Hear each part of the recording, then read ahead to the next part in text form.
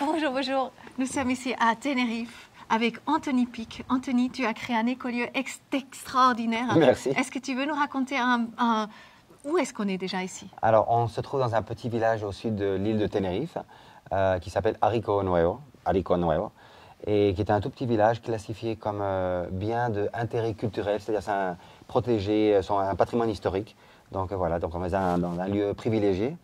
Et puis voilà, dans un contexte un peu particulier puisqu'on est dans un ravin, au bord d'un ravin, et avec tous ces terrains qui étaient il y a quelques années, enfin il y a quelques décennies, qui étaient cultivés par tous les agriculteurs locaux. Donc voilà, donc on a récupéré ces terrains et voilà, on est en plein projet maintenant. Tu veux nous raconter, qu'est-ce que tu as créé là? Eh bien, on a créé en fait, on est en train de créer, et puis c'est un projet pour toute la vie en fait. On s'est rendu compte, il n'y a pas longtemps, on pensait que c'était 1 an de travail ou 2 ans de travail. Finalement, ça fait 4 ans qu'on travaille là-dessus, et on a certainement encore quelques années de travail. Et on est en fait ravis, on est charmés. C'est un lieu pour la santé holistique, principalement. D'accord ? Donc, on offre ici d'abord un environnement qui est très particulier, qui est loin du stress et du bruit en théorie. Bon, là, quelqu'un qui travaille en bas, mais bon, peu importe. Mais c'est vrai que c'est un lieu qui est spécial de par son énergie, et puis de la tranquillité. Et puis c'est un lieu stratégique également par rapport à l'orientation. On est orienté au sud, donc il y a une lumière qui est magnifique, une énergie qui est sublime. Et puis, je pense qu'on le ressent tout de suite dès qu'on rentre. Ah oui, c'est incroyable. La plateforme, là aussi, tu rentres, c'est juste... Ben, c'est bon, hein, tu laisses la vie, le quotidien derrière toi. Exactement. Mais c'est un peu l'idée, d'ailleurs. Le type de visiteurs qu'on a, ce sont des gens qui viennent un petit peu avec ce burn-out, un petit peu fatigués du stress quotidien, qui ont des petits problèmes de santé. Nous ne sommes pas des médecins, nous sommes des naturopathes ou des thérapistes qui s'occupent de la santé d'une façon plus holistique et intégrative, préventive, je dirais, ou anthroposophique, certains diraient, etc. etc. Donc, c'est un lieu pour ça, pour se reposer et puis pour participer à nos programmes de santé holistique qui sont divers. On a pas mal de thérapies en fait à offrir. Mais dis-moi, parce que c'est juste pour 2 personnes. Alors, pour l'instant, comme on est dans une phase de création, Oui. on a une petite villa pour 2 personnes, effectivement, qui d'ailleurs lui donne tout ce caractère exclusif. Les gens qui viennent ici, ils ont tous ces terrains qui sont pratiquement 10 000 m² pour eux, en exclusivité. Donc c'est vraiment un lieu de retraite et presque un sanctuaire, non ? Mais on est dans une phase d'évolution, c'est-à-dire qu'on est en train de commencer à réformer une 2e petite villa, et après l'immeuble principal qui se trouve derrière nous, qui va être certainement l'immeuble principal avec 3 appartements. Donc on aura une capacité finalement, pas de 2 personnes, mais de 20 personnes. Ah, quand même, voilà. D'accord, ok. Et ça, ce sera dans 2 ou 3 ans. On ne veut pas plus de monde, parce qu'on pense que l'énergie des gens, trop d'énergie, même des bonnes énergies, c'est déjà trop d'énergie. C'est vrai, beaucoup. Donc, 20 personnes, c'est déjà beaucoup. Voilà. Oui, et puis je trouve que le privilège de pouvoir de pouvoir profiter d'un lieu comme celui-ci, dans la privacité presque totale, c'est quelque chose de magnifique. C'est extraordinaire, et être gâté vraiment par vos soins. Vous êtes aux soins de tout le monde, je pense, qui arrive, et vous remplissez un peu tous leurs désirs et vœux, je m'imagine. Exactement. Mais on a un peu c'est étrange quand on a des gens qui viennent avec une idée déjà assez claire de ce qu'est la santé holistique, ou en tout cas ce qu'on offre. Il y a des gens qui viennent un peu à l'aventure. Donc ils sont venus ici en se demandant un peu qu'est-ce que c'est que l'éco-hôtel et l'Awan, hein. Et ils se sont laissés complètement séduire. Et très rapidement, en plus, des gens qui viennent assez congestionnés de leur stress quotidien, ils sont arrivés ici, au bout de quelques heures, ils se sont rendus compte d'où ils étaient. Et puis c'est marrant, il y a des petites anecdotes comme des gens qui se mettent à pleurer dans notre grotte, où on ira le visiter certainement après. Des gens qui commencent à marcher pieds nus, on leur recommande de marcher pieds nus pour être en contact avec la terre. Des gens avec une distance, avec marquer une distance assez importante. Et puis au bout de 24 heures, 48 heures, des gens qui nous prenaient dans leurs bras. Alors donc on sent qu'il y a une prédisposition à se relaxer. À ouvrir le cœur, à se relaxer. Oui, parce qu'ouvrir l'esprit, c'est ouvrir le cœur. Et je compare toujours un arbre ou une plante à un être humain. On est fait exactement de la même manière. Le contact avec la terre, les biophotons, le soleil, la chlorophylle, les vitamines, la terre, les minéraux. On est une plante, avec l'avantage de pouvoir se déplacer et de courir. Mais les plantes le font. Et soigner la terre. Et soigner la terre, exactement. Effectivement, on offre des thérapies qui partent depuis le jeûne. la cryothérapie, c'est-à-dire l'immersion dans la glace, dans le bain froid, les respirations profondes, avec des techniques de Wim Hof qu'on utilise. On a une grande importance énorme à l'alimentation, et je dirais plutôt la nutrition, qui ne sont pas exactement la même chose, mais on unit ce concept de la gastronomie à la nutrition, c'est-à-dire qu'une gastronomie, oui, mais qui apporte les nutriments pour que les gens se sentent bien et les gens puissent récupérer le dynamisme et l'énergie qu'ils avaient perdu. Donc, on a la nutrition, on a de l'entraînement sportif également assisté. Oui, avec un entraîneur et une entraîneuse personnelle. Donc les gens qui veulent venir faire du sport pour renforcer leur musculature ou apprendre à faire du sport, parce qu'il y a beaucoup de gens qui sont coincés dans un bureau, ils n'ont pas le temps de savoir ce que c'est faire du sport. Donc ça peut commencer depuis une marche assistée, ça peut être de l'exercice physique un peu plus strict. Voilà, donc on offre des programmes d'entraînement. On offre donc des programmes de jeûne, des programmes de cryothérapie, de respiration. Et il y a toujours ce protagonisme qui est l'aliment. Donc on offre des aliments bien sûr écologiques, de saison et de proximité. C'est ça. Donc c'est notre économie circulaire, c'est celle que l'on veut offrir et faire connaître aux gens pour que, en fait, l'objectif soit que les gens puissent se soigner ici pendant quelques jours, en tout cas se récupérer un petit peu, et surtout se remporter chez eux des connaissances et des outils, pour que les gens puissent chez eux les appliquer. Absolument. Parce que c'est une connaissance qui est en plus de ça qui peut se transmettre. Absolument. Donc, et ça peut être des connaissances qui sont très simples. Donc c'est comme une formation en même temps. Ouais, ça peut être une formation, bien sûr, ça peut se voir comme ça. C'est génial. Oui, ben merci. Ouais, c'est super. Donc, c'est l'objectif de que les gens viennent ici, se relaxent, fassent des thérapies, et puis surtout, ils reviennent chez eux. Et puis d'un seul coup, ils parlent à leur meilleur ami, tu sais, j'ai fait de l'immersion dans la glace. Oui. Et c'était fou. Oui, qu'est-ce que ça m'a fait, tout ça. Et j'ai ressenti vraiment une amélioration en quelques heures. C'est ça. Je me suis senti beaucoup mieux. Voilà, alors il va le dire à son voisin. Et finalement, c'est un peu, c'est pas contaminer de façon négative l'entourage, sinon tout au contraire, soigner les gens qui nous entourent. Et on est des abeilles, donc on pollinise et les gens, et puis oui, on fait. C'est ça, c'est génial. Voilà. Bon, on est une famille, c'est voilà, merveilleux. c'est bien sûr. C'est trop beau. Et raconte, parce que ben, je vois tout ce que vous avez ici, mais est-ce que vous avez vous-même les aliments aussi pour ce que donc vous avez votre propre jardin? D'accord. Ou... Alors, on collabore donc, notre Avec chef les Christo, agriculteurs, oui. il est également gérant d'une ferme écologique qui est magnifique Qui est où? et qui est tout proche d'ici en fait, qui est à 5 minutes en voiture. J'allais dire à cheval, non, pas encore, bientôt. 5 minutes en voiture et donc ce sont nos fournisseurs d'aliments. Mais il y a un projet d'un jardin écologique sur nos terrains, et ça, c'est en préparation. Ça fait du sens, oui. Bien sûr. On est donc officiellement une ferme écologique, c'est-à-dire qu'on est en pleine, pour l'instant, pas production, mais en pleine préparation de nos terrains pour accueillir principalement des aromatiques, des plantes aromatiques. D'accord. Donc on est fanatique de la phytothérapie, et d'ailleurs, on n'utilise pas de médicaments, on utilise des médicaments qui sortent de la terre. Bien sûr. D'accord. Donc tout est inspiré de la nature. Bien sûr, il n'y a ouais. rien à inventer, il n'y a rien à synthétiser, il n'y a pas une molécule qui peut être refaite en chaîne. Ici, la chaîne se fait systématiquement par la pollinisation. Les plantes s'en occupent toutes seules. Donc quand tu plantes de la lavande, qui est une des plantes qu'on va utiliser pour faire de l'huile essentielle, par exemple, ou faire des tisanes, toute seule, elle se reproduit. D'ailleurs, tu peux le voir, ici, il y en a quelques-unes qui commencent à naître. Donc cette espèce d'extension naturelle. Et sur une terre assez aride, on dirait. Hein? Oui, c'est assez sec. C'est des terrains qui sont très calcaires et il y a beaucoup de cailloux.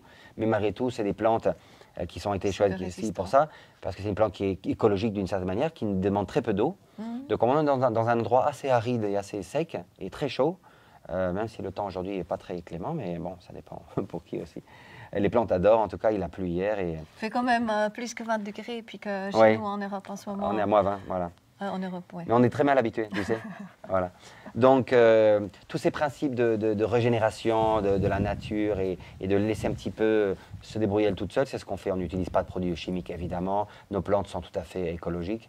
Et la production d'huile essentielle qui viendra dans quelques semaines, on va commencer bientôt. On peut aller voir après nos terrains. Et on a donc planté pratiquement 2500 romarins et plantes. C'est une petite production, mais génial. pour cette petite bulle de santé, c'est suffisant, quoi. Est-ce que donc, tu connais bien Marie-Sophie, elle, hein, c'est elle Très qui nous bien. a envoyé ici. Tu as Mais déjà vu son c'est une jardin amie, aussi? oui. Oui, bien sûr, j'ai connu. J'admire et j'adore. Ouais. C'est juste incroyable ce qu'elle a fait. Ouais. Est-ce que tu connais Raphaël Colici? C'est lui qui nous a fait le lien avec Marie-Sophie, elle, qui a D'accord. fait le lien maintenant avec Je toi. le connais, son projet, je le suis et j'adore. Je ne connais pas personnellement, mais certainement j'aurai l'occasion de les connaître. Oui. Raconte-nous peut-être les matières qui sont utilisées ici. Je m'imagine c'est le même soin que vous faites la nourriture que Voilà. Donc, ça vient d'où? alors, on a utilisé des matériaux, beaucoup de cale, je crois que c'est comme ça en français, je ne suis pas sûr. On a utilisé beaucoup de pierres. Tu vas voir que la plupart des éléments qui existent ici sont fabriqués en pierre et en bois. D'accord? Donc l'intervention un petit peu de sable. D'ailleurs, tous ces, regarde, tu peux observer ça, c'est fait avec du sable. D'accord? Donc on essaye, parce qu'on a des limites également ici, on n'est pas dans la bioconstruction à 100%, on essaye de faire avec les matériaux locaux et toujours avec cette idée d'éléments non contaminants comme le ciment, mais parfois il faut l'utiliser. Donc ça dépend quelle quantité, évidemment. On dit toujours que la quantité fait le poison, non? Oui, puis dans le ciment, il est possible justement de ramener une matière dedans qui fait que le ciment, en fait, il vit.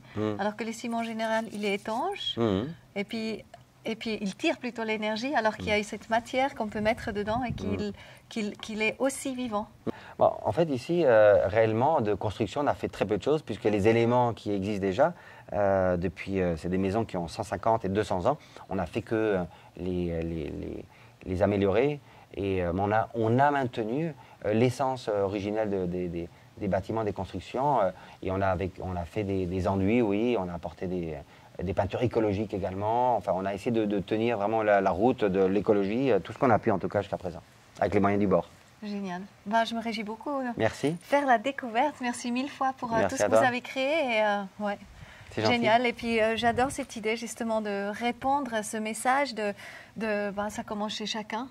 Et puis, voilà, on présente un modèle et en fait, c'est applicable partout. Exactement. Prenons vraiment ce qu'on sent qui est pour nous. Et il y a une nécessité. De toute façon, on sort d'une crise. Hein, Louis Fouché le dit très bien. Dans un moment d'effondrement, on est au bord d'un effondrement, on est en plein dedans en fait. Oui. On va vers une quatrième ère industrielle, non, mais on est dans un effondrement social, culturel. Et c'est un moment d'opportunité. C'est ce moment où beaucoup de gens, comme moi par exemple, ou beaucoup de collègues, qui se sont rendus compte que le système dans lequel on vit n'est pas pérenne. C'est-à-dire qu'on ne peut pas continuer dans cette direction. Donc on a l'obligation et le devoir et la mission de réveiller nos consciences et d'en parler aux gens. On est des messagers. Absolument. Et il faut en parler aux gens. Des étoiles, exactement. Il y en a partout. Hier, le ciel était plein d'étoiles. Ouais, donc c'est un peu la mission. Il faut être conscient. Et Louis Fouché fait un travail exceptionnel aussi. On est d'accord. J'ai pu l'interviewer aussi, donc rencontrer, interviewer. Et lui, il vit aussi. C'est un hameau de paix à l'intérieur de Marseille avec des poules dans son jardin à côté aussi. Tous les jardins. Les poules, elles s'adaptent bien. Hein. Même des poules en appartement. Que la terre, c'est magnifique avec ses compost toilets. C'est merveilleux, l'eau qui récupère directement de la pluie, etc. Mais tu sais, c'est très important. C'est qu'il doit y avoir des personnes qui soient influentes ou qui soient des messagers, mais qui ont vraiment un message concret à donner. C'est ça. Et que ce ne soit pas du marketing. C'est ça. Tu vois, on doit tous vivre, évidemment. Il faut sortir de cette capsule... je peux peut-être me faire des ennemis des capitalistes, parce qu'on veut tous vivre dans la prospérité, mais dans une vision un peu plus holistique et en respectant l'environnement. Et c'est ce que les gens ne font pas en général. Un projet comme celui-ci, qui est un projet d'une plateforme pour la santé, mais qui est également un projet hôtelier, je pense que c'est le futur. Et il y a une espèce de boom après cette époque terrible qu'on a vécue les 3 dernières années. Il y a un réveil. On peut le lire dans les journaux, on peut le lire, on peut l'observer dans plein d'éco-villages qui sont en train de se créer, qu'il y a vraiment des gens qui cassent avec leur modèle qui traînent depuis des années. Et ils vont dans des éco-villages et ils créent des lieux où, pas nécessairement, ils vont pouvoir travailler et à faire des revenus de ça. Sinon, ils vont vivre dans des lieux où ils vont se sentir en paix, où ils vont gagner du temps, de la santé, ils vont prendre soin de leurs enfants, prendre soin de... L'énergie, recevoir l'inspiration, tout ça, ça Et va avec. voilà. On ne peut pas, quand on est dans le quotidien, qu'on est dans une soupe comme ça, pris à gauche, à droite, entre les médias, etc., on ne vient pas à soi. Donc en fait, c'est essentiel de trouver du bien-être, de sortir aussi, c'est vrai, de toute cette digitalisation. Digitalisation, oui. C'est tellement important. Et c'est ce que vous proposez vraiment ici. Hein. On essaye. Tu vois, on a eu des grands doutes par rapport à la digitalisation. Par exemple, dans la maison, on a eu des doutes s'y mettre le Wi-Fi ou pas. Mais on s'est laissé un petit peu séduire par la demande. Et les gens nous demandaient. Donc, on a mis Wi-Fi. Bon. Après, les gens, ils peuvent l'éteindre. Et là, on a mis un interrupteur. Voilà, donc, les gens peuvent l'éteindre. Et il y a des gens qui sont conscients ou des gens qui ne sont pas conscients et qui écoutent. Pourquoi on devrait éteindre le Wi-Fi? D'abord, pour avoir une déconnexion avec ton monde. Parce que si tu laisses ton monde derrière pour être connecté à lui encore par Internet, tu n'as rien compris. Donc, tu peux le faire par dose. La quantité, c'est ce qui fait le poison. Tu peux être connecté, mais avec sans tomber dans l'esclavitude de la digitalisation, en tout cas. Ce transhumanisme dont Louis Fouché parle tout le temps. Génial. Bon, écoute, on se réjouit. Merci. Petite découverte. Merci, super. Vraiment bonne continuation à vous. Merci beaucoup. Et de toute façon, il y aurait tous les liens en bas. Quel est le grand lien? Donc, le nom de la page web, donc c'est 3 fois w.ecohotel El Agua. Donc, Eco Hotel El Agua. Donc, E-L-A-G-U-A. Et quelle est la relation à l'eau, puisque ça s'appelle El Agua? Parce qu'ici, le lieu était, au siècle au XVIIe siècle, était un lieu connu parce qu'il y avait beaucoup de galeries d'eau. D'accord? Et c'était un lieu où les agriculteurs locaux venaient prélever leur eau pour l'emporter dans leur agriculture. D'accord? Donc, évidemment, quand on est venu, c'était assez sec, mais on a un lien très philosophique et très chimique avec l'eau, parce qu'on est composé d'eau, parce que l'eau est indispensable et nécessaire pour la vie, pour nos plantes, pour grandir, pour se développer en santé. Donc, l'eau, c'est un élément extrêmement indispensable. Donc, on aime ça. On aime l'eau, on adore. Magnifique. Tu veux juste nous dire encore quelques mots sur la grotte aussi? La grotte. Alors, c'est un lieu que j'ai découvert par hasard. Un jour, j'étais avec mon grand couteau à couper les ronces. Et d'un seul coup, je découvre dans cette réserve d'eau, qui était une réserve d'eau qui a été construite en 1908, qui donc servait pour retenir l'eau pour l'agriculture de la région. Et d'un seul coup, je me rends compte qu'il y avait un petit peu comme un mur derrière ces ronces. Et j'ai commencé à tailler et je me suis rendu compte qu'il y avait une grotte à l'intérieur. Oui. Non, personne ne la connaissait. Sauf les premiers propriétaires, il y a 3 générations, donc il y a 120 ans. Et le propriétaire actuel ne connaissait pas ça. Donc j'ai découvert cette grotte qui est un lieu magique. Il n'y a absolument aucune onde électromagnétique qui pénètre.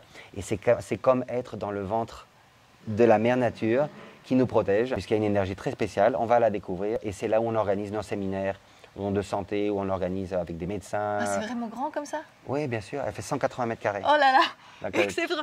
Et tu l'avais acheté déjà, bien sûr, et tu vas découvrir ça comme cadeau, que c'est une offrande. Oui, bien sûr. C'est un cadeau.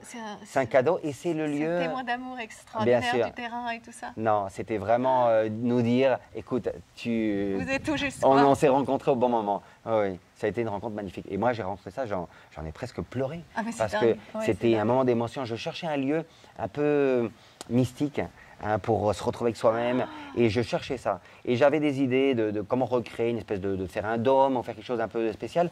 Mais le dôme, ça y est, il est fait naturellement. C'est incroyable. Ouais. Tu connais l'histoire des Kogi? Tu sais que les mamans ou les chefs Kogi, pendant les premiers 18 ans de leur vie, ils habitent en fait.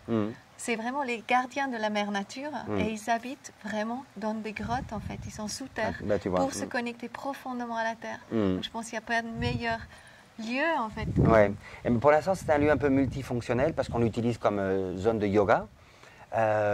Et on a un petit restaurant à l'intérieur. Incroyable. Donc on va les découvrir parce que les gens, en exclusivité, ils viennent prendre leur petit déjeuner dans une grotte. On met toujours un petit peu de musique, c'est très calme, ou sans musique, parce que le silence est absolu. Donc si tu veux vraiment te déconnecter, et puis on a notre chef Calo, qui est notre éco-chef Calo, qui donc offre tous ces festins à à nos invités. Génial. Bon, On va le merci. découvrir? Oui, à fond. Super, Vamos. merci beaucoup. Vamos.